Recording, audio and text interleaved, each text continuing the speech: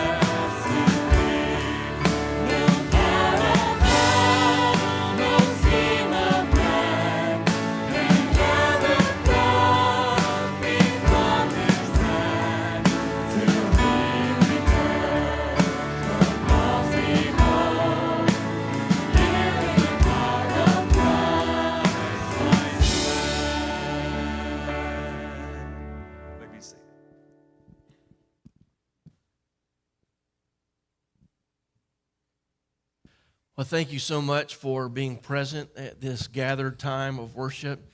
Excited about what the Lord has for us today and this year as we seek to honor Him and follow Him.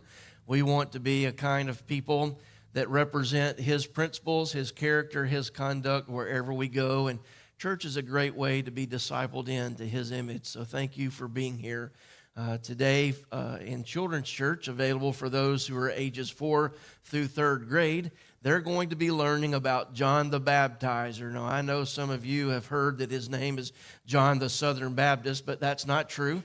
John the Baptizer was the forerunner of Christ. He pointed the way to Jesus and proved that God had a plan of salvation in place for us.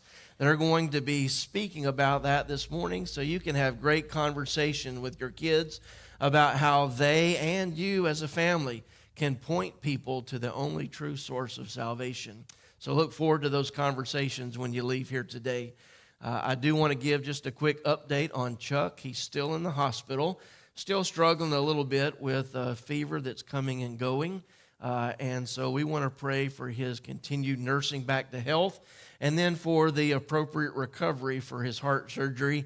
And just so thankful for people like Harlan and others in the weeks ahead that are going to be filling in, stepping in, and helping us to sing unto Jesus as if our microphones were not even on. We're going to be enjoying, celebrating Jesus.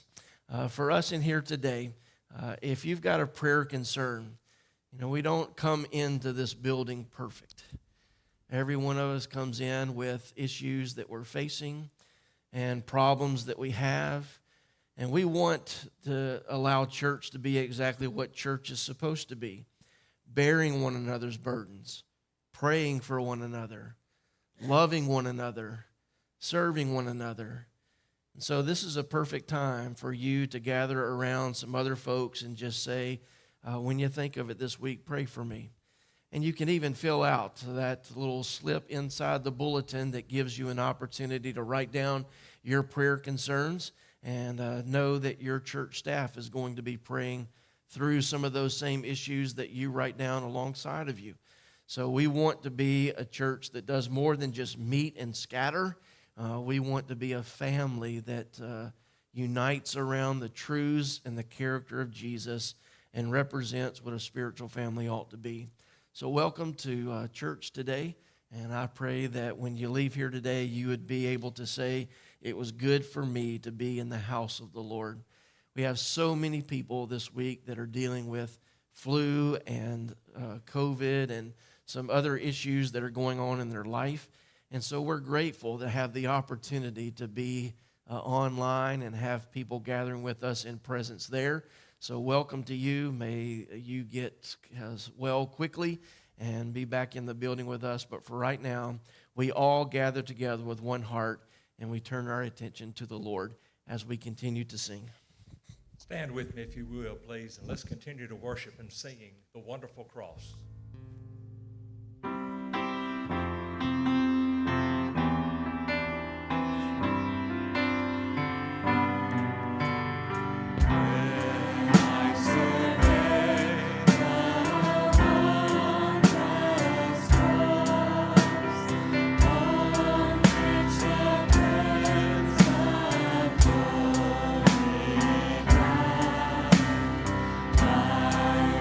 Just stay.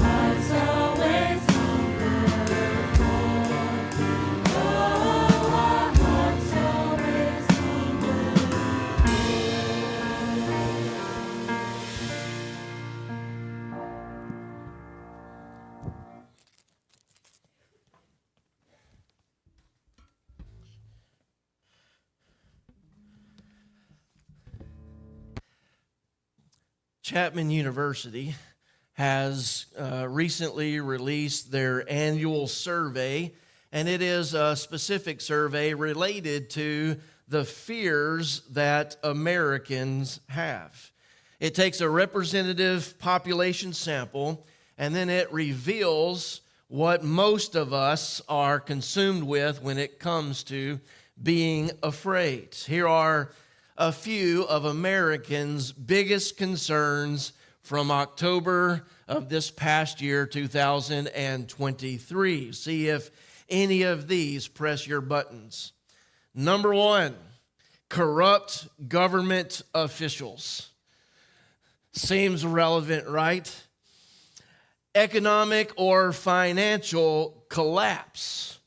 I think that can also relate to something else that's in the top 10 of the survey, not having enough money for the future. Americans are also quite concerned about the United States becoming involved in another world war or being subject to cyber terrorism. And then, of course, there are always those concerns that are heavy upon our heart, and that is the serious illness or the death of someone that we love. All of these are wrapped up within the top 10 of the biggest fears of Americans.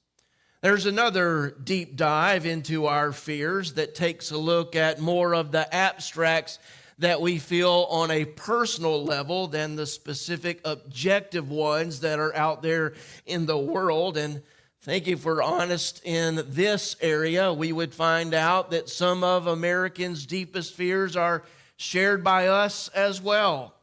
For instance, we are afraid of change. Now, this is not a Baptist-specific survey, but we certainly find ourselves fearful about the unknown of the future whenever change is enacted upon us. Another big fear that Americans have on an abstract level is loneliness.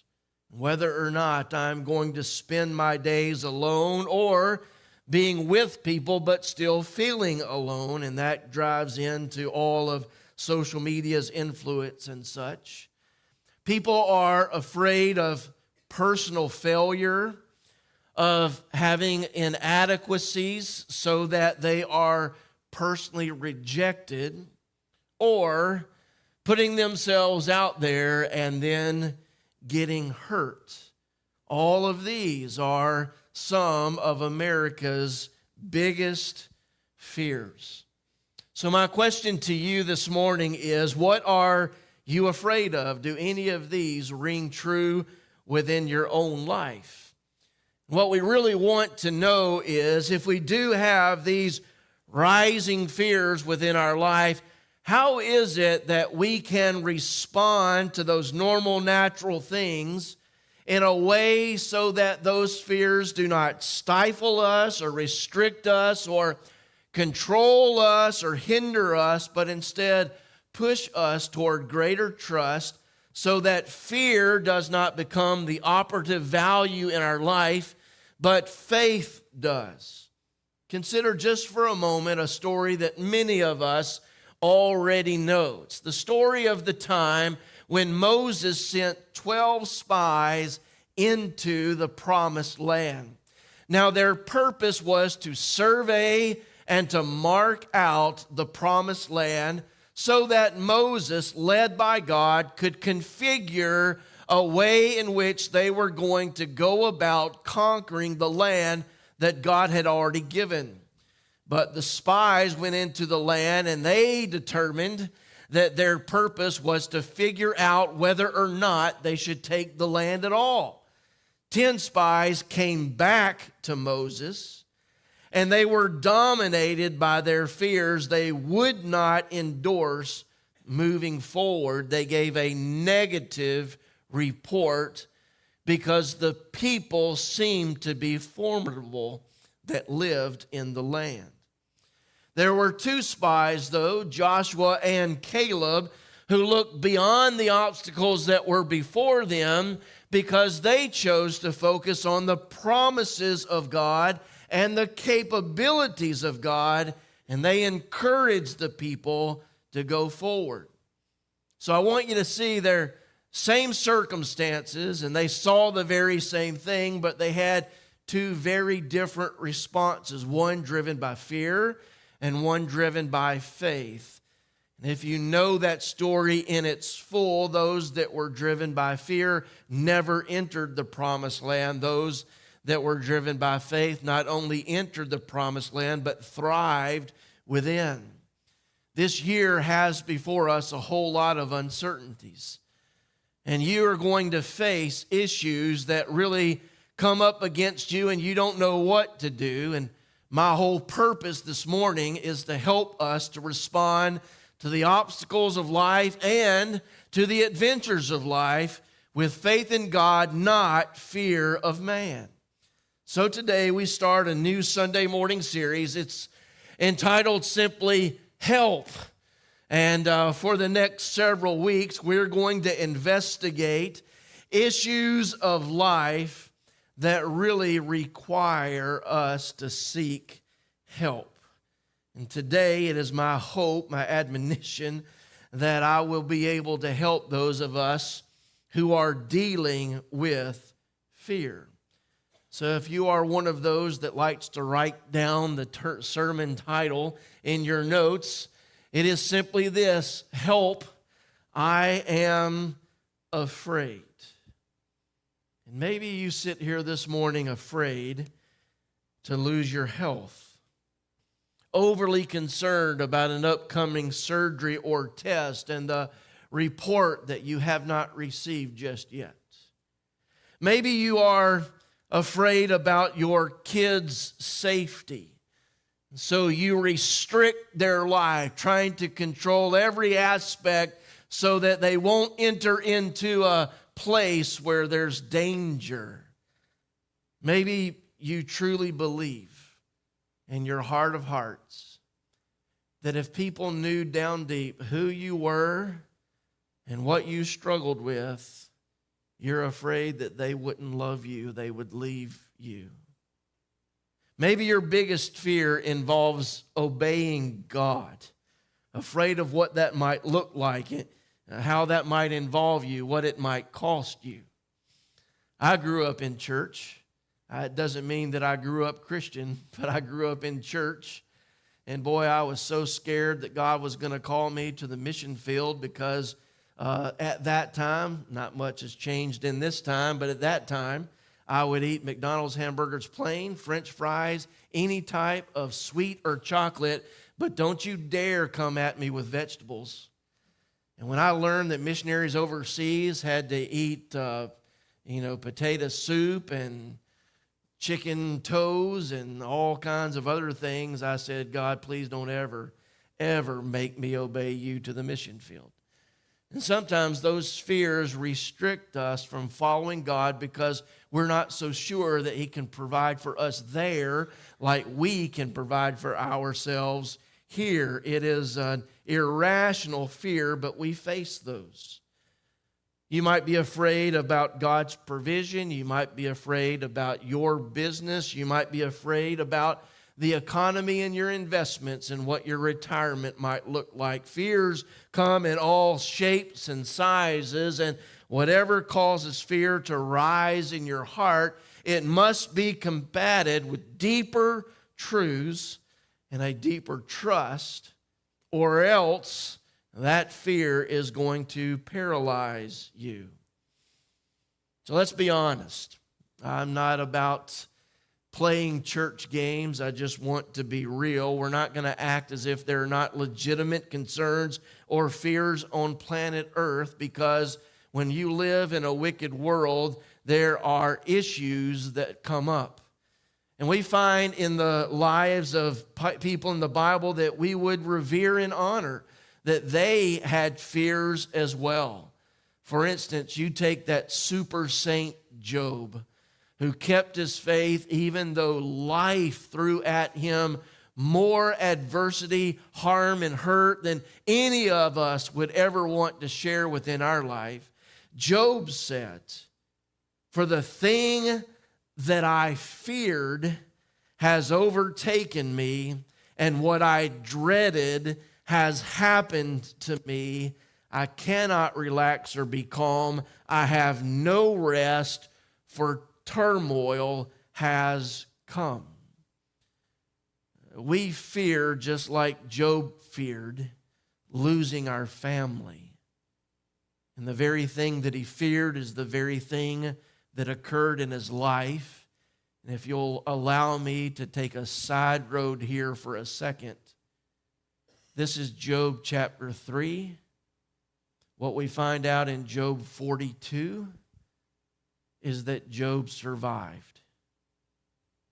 The very fear that he thought would overcome him in his life occurred.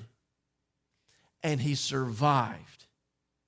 And God got glory, and Job got more than he ever expected. So sometimes your greatest fears can come true, and God still shows up in ways that you never thought imaginable. So we fear losing our family. We fear ridicule or danger because of our faith. Paul said to the church at Corinth in 2 Corinthians chapter 7, "In fact, when we came into Macedonia, we had no rest. Instead, we were troubled in every way, conflicts on the outside, fears within." Do you see that? Paul was recognizing that all of the garbage that was being brought against his life because of the sharing of the gospel caused fear to rise up on the inside of him. And you've known this, haven't you? I've known this. Where it's come time, the door's wide open for us to be able to share about the life and the forgiveness of Jesus. And the very moment that we know we need to interject faith into the conversation, there's a lump within our throat. There are fears that rise because we do not know what's going to happen when we share Jesus out loud. We fear sometimes what the future holds. We've just finished the Christmas season, and we are remarkably amazed at the faith of Joseph and Mary and Zechariah and Elizabeth and the shepherds and the wise men and Anna and Simeon, and all involved in the Christmas story. But if you recall, when Joseph found out that Mary was with child, the angel came to Joseph and said, "Do not be afraid to take Mary as your wife." Joseph was trying to figure out what's all this going to look like. And his deepest fear was, I don't know what tomorrow holds. And the angel said, it's going to be all right. Follow through. We also fear the schemes of wicked men. In Psalm 64, we have David's record of saying, "God, hear my voice when I am in anguish. Protect my life from the terror of the enemy. Hide me from the scheming of wicked people, the mob of evildoers." And he goes on and on and on. And then, of course, if we were to take a survey just within this room, and I were to ask you to name your top 3 fears, without a doubt, I think most would return that we fear death. Here is what Hebrews chapter 2 says. "Now, since the children have flesh and blood in common, Jesus also shared in these, so that through his death he might destroy the one holding the power of death, that is the devil, and free those who were held in slavery all their lives by the fear of death." So Jesus and what he did for us on the cross in salvation allows us to escape that common fear, that fear of death that shackles us. Jesus is able to strip that away from us so that we no longer have to live in fear. We live in faith. Now, some of us here today say, I don't fear dying. I know exactly where I'm going and who I'm going to be with. Heaven is my home, and I look forward to that great and glorious reunion, and that's wonderful. You ought to be settled and sure that Jesus has saved you. But our fears come in not that we're going to die, but how that death might come about. And so we write out our list. God, if it were me, I would choose to die this way, easily in my sleep after I've had a wonderful day with my family, then go. None of us would choose horrible cancer. None of us would choose a terrific car wreck. None of us would choose extended illnesses. None of us would choose the hard of life. And I would say to you that if you are worried about how you're going to die, more so than where you're going to go after you die, that Jesus, who takes care of eternity, is also the same Jesus who can take care of the time. And if you find yourself in an extended illness and you are worried about that, concerned about that, fearful about that, that there is grace in time of need for all that you walk through in life. There are real fears that we face. What does the Bible teach us about these things? First of all, what we need to know about fear is that unhealthy fear is not from God. 2 Timothy chapter 1 and verse 7 says, "For God has not given us a spirit of fear, but one of power, love, and sound judgment." Now notice that I said unhealthy fear is not from God. When you stand on the edge of the Grand Canyon looking far below, there is a healthy fear inside of you that says, I might need to step back some. When you are driving and you need to get somewhere fast, there is a healthy fear that says, I need to take a look at my surroundings and I only need to go a certain speed. Healthy fear. Unhealthy fear is when we begin to embrace unknowns and we begin to make an entire life adjustment based on that. Where we say, there are wicked people out in the world, therefore there might be wicked people in my neighborhood, therefore I will not let my kids go outside without me watching over their every move.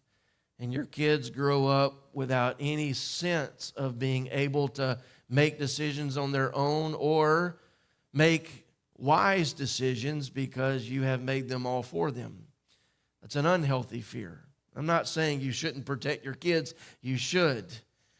But unhealthy fear is based on things that you do not know for certain, and you have applied them to your life as if they were certain, and then you live in shadow of the fear that controls you. Satan's desire is to steal, kill, and destroy. And one of his greatest weapons in life is fear. Fear that can keep you from obeying God. Fear that can keep you from having an influence on people around you. Fear that will cause you to hoard instead of let go. Fear that will convince you to stay in a rut instead of get out there and let God grow you. Unhealthy fear is not from God. Believers should not entertain unhealthy fear. Most of what we fear are contraptions of our own mind. And yet the Bible teaches us in Philippians chapter 4 that our thought process should be centered around whatever is true, whatever is honorable, whatever is just, whatever is pure, whatever is lovely, whatever is commendable, if there is any moral excellence, and if there is anything praiseworthy, dwell on these things. But we usually don't, do we? We usually dwell on the unknown sickness as we look forward to our doctor appointment. We dwell on what our family might do after we're gone and the fights that might occur. We dwell on what's going to happen if the stock market doesn't recover, what's going to happen if inflation continues to rise. We've got all sorts of supposeds out there when God says our mind should be focused on that which we know to be true, we know to be honorable, we know to be just, we know to be pure, and the like. So this really is a battle of our mind when it comes to fear. What will I focus on? What God has said and who God is, or what my eyes can see and my heart can speculate? What are we going to focus on? Well, here today I'd like to offer some suggestions on how you and I need to respond to fear. First and foremost, we need to remember who we belong to. Psalm 121, I lift my eyes toward the mountains. Where will my help come from? My help comes from the Lord, the maker of heaven and earth. He will not allow your foot to slip. Your protector will not slumber. Indeed, the protector of Israel does not slumber or sleep. The Lord protects you. The Lord is a shelter by your side. And it goes on throughout the chapter, enumerating the precious reality that my God is my protector. Now, can we ask a hard question? Because if God is my protector, then why the wreck? If God is my protector, then why the cancer? If God is my protector, then why did I suffer loss? Understand that the protective nature of God is who He is. And understand that in His sovereign plan, He has made us for eternity, not so much for time. And understand that every one of us are going to exit this life at one point or another. It's appointed unto man once to die, and then the judgment. We all have to walk through that door. So, when something happens in my life that is outside of the norm that I would appreciate, it is not that God has failed to be my protector. It is that God in His sovereign plan allows what comes into my life. And so I don't question His protection. I instead look for His purpose in allowing hardships of life. Just because you follow Jesus and you love Jesus with all your heart does not mean that something bad's never going to happen to you. When I read my Bible, I see a lot of spiritual giants and heroes that went through difficult times and hard times. Jesus Himself was in the perfect will of the Father, and yet was still lied about, still mistreated, still beaten, still crucified, still died. So the issue is God's protection around my life will only allow into my life that which He perceives as a benefit for my life, His glory, or the ultimate good of getting me home to heaven. So keep your attention on who God is. He is our protector. Also, we respond to fear by remembering who lives inside of us. Hebrews 13 verse 5 says, "For he himself has said, I will never leave you or abandon you. Therefore, we may boldly say, the Lord is my helper. I will not be afraid. What can man do to me?" I am never alone. So if I am facing fears in my life, I remember God's my protector. He only allows into my life that which he perceives will be ultimately glorifying or good. I also remember that I am never alone. So I face these fears not in my own strength, but in the counsel of God around my life. And then I remember where I turn to when fear begins to rise. Romans 8:15 says, "For you did not receive a spirit of slavery to fall back into fear. Instead, you received the spirit of adoption by whom we cry out, Abba, Father." So when life happens, my normal bent is to fall into fear. But Paul says, now that you know Jesus, you don't have to fall into fear. You can run to Father. And you can embrace who he is. That's where I run. Next, we find out that we focus on his word when fear rises. Psalm 56, verse 3. "When I am afraid, I will trust in you. In God, whose word I praise, in God I trust. I will not be afraid. What can mere mortals do to me?" So my focus becomes what God has to say in his word. I'm no longer focused on the fear that is attacking me. I'm focused on what God has to say. Truth always wins out over speculation.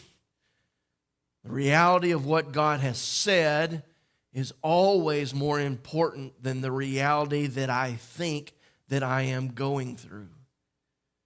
So here's what God has to say in his word, and I hope that you find some of these passages incredibly encouraging. Isaiah 41, "Do not fear, for I am with you. Do not be afraid, for I am your God. I will strengthen you. I will help you. I will hold on to you with my righteous right hand." This is God's promise. It's also God's presence. Here's another one. To Joshua, "Haven't I commanded you? Be strong and courageous. Do not be afraid or discouraged, for the Lord your God is with you wherever you go." His promise, his presence. Psalm 23, "Even though I go through the darkest valley, I fear no danger, for you are with me." Again, his promise, his presence. Whenever fear begins to rise in your heart, remember who God is. He is your protector. Remember also the fact that you are not alone. God is with you. So you don't run to fear, you run to his presence, and in his presence you realize you are not alone. He is there. Some of you are going to face some fearful circumstances. And the choice is, am I going to give in to my fears, or am I going to trust my Father? Many of you are familiar with the fact that our daughter is single and serves the gospel in closed countries. She is speaking to people who would be under punishment of law should they ever trust Jesus and turn from either the state religion or the state's rules against religion.